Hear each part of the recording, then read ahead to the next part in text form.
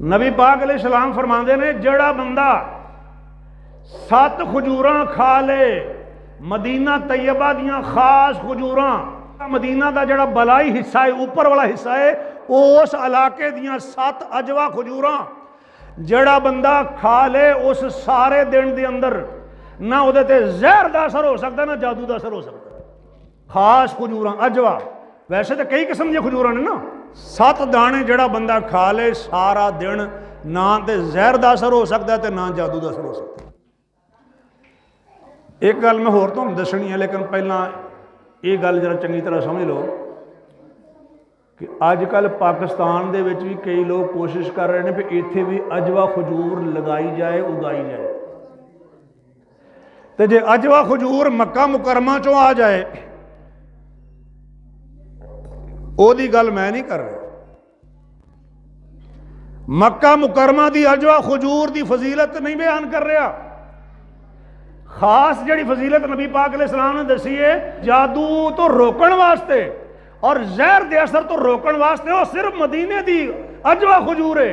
मदीने दी हर खजूर नहीं, सिर्फ अजवा खजूर। मदीने नाल मुहब्बत करने वाले लोग बैठे ने ना, वो मदीना तैयबा नाल मुहब्बत करने वाले लोग बैठे ने और वो ही बोल रहे हैं। तां तो मैं तुहानूं एडी वजाहत नाल गल करन डया, हालांकि इन्नी वजाहत की जरूरत नहीं सी, ना इन्ना टाइम लाने की जरूरत सी। दसना यह चाहना कि अजवा खजूर मक्के दी होए तो ओदी ये फजीलत नहीं। मदीना तैयबा के अंदर मैं कहा जी खजूरां चाहिए ने, उन्हें कहा जी यह खजूरां ने बड़िया मोटिया मोटिया, देखो कितनी जबरदस्त खजूरां ने। मैं कहा कित्थों दियां ने? यह जी मुल्तान चों आईयां ने। मदीना शरीफ च आण के भी मुल्तान दियां खजूरां लैणियां ने तो वो सानूं उत्थों लाहौर चों नहीं मिल जांदियां, और अकबरी मंडी चों मिल जांदियां ने। इत्थों तो वो खजूरां लैणियां ने जड़ियां बरकत वालियां खजूरां ने, और सारिया खजूरां दियां बरकतां जे ये सुन लो नाल, किते ये ना समझना भी शायद एक ही खजूर की फजीलत बयान कर रहे हैं। लेकिन जी खास फजीलत है वो अजवा खजूर दी और खास मकाम दी।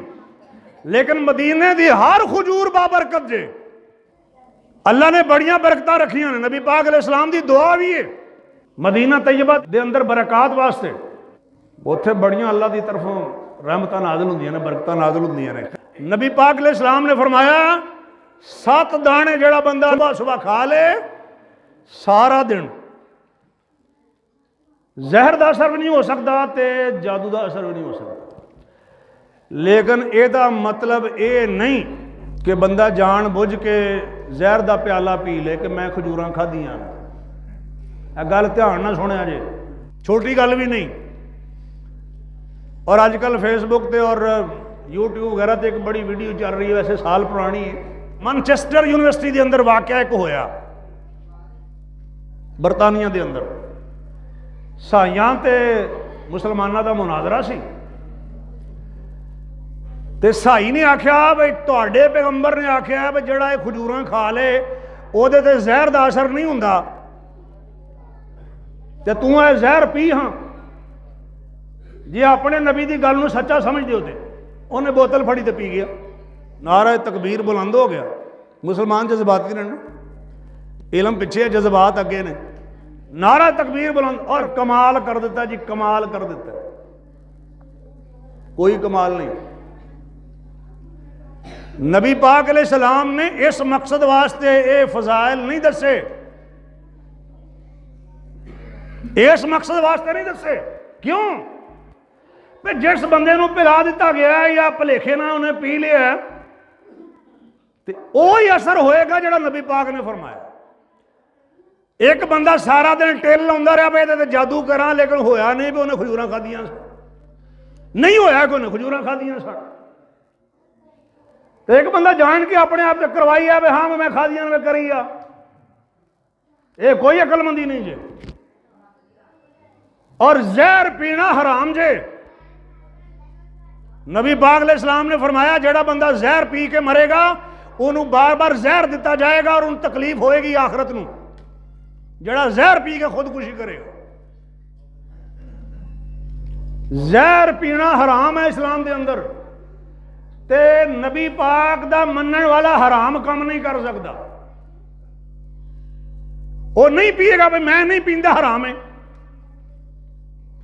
ये गल हो सकता तुहानूं समझ ना आए, चूँकि एक वाक़या हज़रत खालिद बिन वलीद का भी बयान करते हैं कि उन्होंने भी जहर पी लिया तो मेरे तो असर नहीं हो सकता।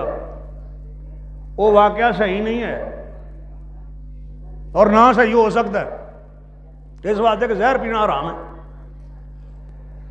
एक गल मैं होर तुहानूं दसना, फिर तुहानूं समझ आएगा। जेड़े बंदे ने कोई वजीफा पढ़िया, मसलन आयतुल कुर्सी पढ़ी या होर वजीफे पढ़े ने, कुछ मैं दसना भी तुहानूं, ਉਹਦੇ सामने एक बंदा आ जाए, काफर आ जाए, तो तुसी जी ये वजीफा पढ़िया तो तुहाडे नबी ने फरमाया कि जेड़ा बंदा ये वजीफा पढ़ लेगा तो उन्होंने कोई चीज़ नुकसान नहीं पहुँचा सकती, तो हुण मेरे वाल कर, मैं छुरी फेरना, कर दोगे?